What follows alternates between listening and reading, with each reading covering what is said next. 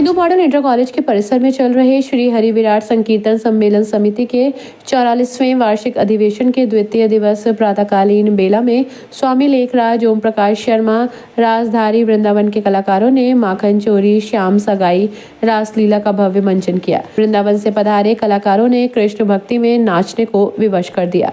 जगदाचार्य स्वामी उपेंद्रानंद सरस्वती महाराज, नैमिषारण्य महामंडलेश्वर स्वामी श्री श्री 1008, अष्टानंद महाराज, जम्मू स्वामी सर्वेश्वरानंद जी महाराज, पंडित ब्रजेश पाठक, आचार्य जगदीश प्रसाद कोठारी आदि संत मंच पर विराजमान रहे। पंडित ब्रजेश पाठक ने हनुमान जी की प्रतिमा का गुणगान करते हुए कहा कि हनुमान जी ने सदैव अपने आचरण और वाणी से सभी को प्रभावित किया। इस दौरान अधिवेशन में बड़ी संख्या में भक्त मौजूद रहे। लेकिन मैं तो अनुमान से कह रहा हूं, तुम जाकर के लंका में देख आए हो, जरा तुम बताओ विभीषण जी कैसे हैं। इस प्रकार भगवान ने हनुमान जी महाराज को बोलने का अवसर दे दिया कि हनुमान तुम विरोध मत करो सुग्रीव की बात का। बोले तुम हमारा समर्थन कर दो, इससे हमें भी बल मिल जाएगा और तुम जिसे निमंत्रण दे आए हो उसकी भी समस्या का समाधान हो जाएगा। पर हनुमान जी महाराज को ज्ञान नामक ग्रहण्यम है। हनुमान जी ने ऐसी बात कही जिससे न सुग्रीव का समर्थन हुआ, विरोध हुआ, और न प्रभु राम का समर्थन काम बन गया। देखो जो महान लोग होते हैं वो बोलना जानते हैं। बोलने की कला भी सबको नहीं आती। कई बार व्यक्ति ऐसा बोल देता है जो हृदय में घाव देता है, और कुछ ऐसा बोलते हैं जो हृदय में भाव देते हैं, है ना।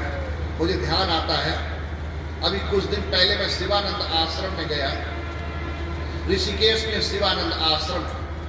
तो वहां के जो संत थे वो भोजन कर रहे थे। मुझे देखने के उपरांत उन्होंने भोजन एक तरफ हटा दिया और वार्तालाप करने लगे।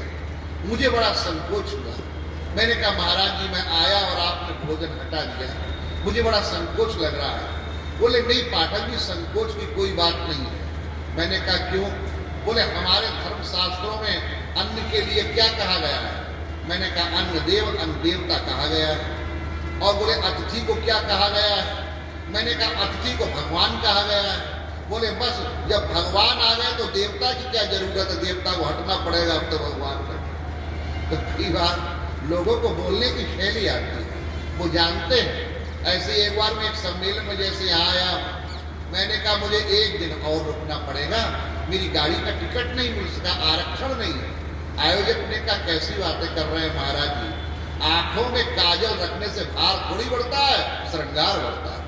तो बोलना भी एक कला है। हमारे हनुमान जी महाराज जैसा बोलते हैं वैसा कोई बोलता नहीं। हनुमान जी महाराज बोलने की कला में अत्यंत निपुण है। अगर ये कह दिया जाए कि वचन गिनने में हनुमान जी महाराज प्रभु राम से भी आगे हैं तो आश्चर्य की बात नहीं होगी, अतिशयोक्ति की बात नहीं।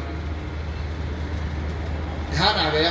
एक बार राम सुखदास जी महाराज भारत के महान संत, आसाम में देवल नाम का स्थान है, देवल नाम का, वहां बोलने के लिए गए और उन्होंने प्रणाम पर प्रवचन किया। कम से कम हफ्ता भर तक उन्होंने बताया कि हमारी भारतीय संस्कृति में प्रणाम की क्या महिमा है और प्रणाम के द्वारा बड़ों को प्रणाम करने से मनुष्य को क्या लाभ होता है। उसके उपरांत एक व्यक्ति ने उनसे पूछा, बोले महाराज आपने तो कहा कि बड़ों को प्रणाम करना चाहिए और प्रणाम की बड़ी महिमा है, और कुछ दिनों पहले हमारे यहाँ पंडित नेहरू आए थे,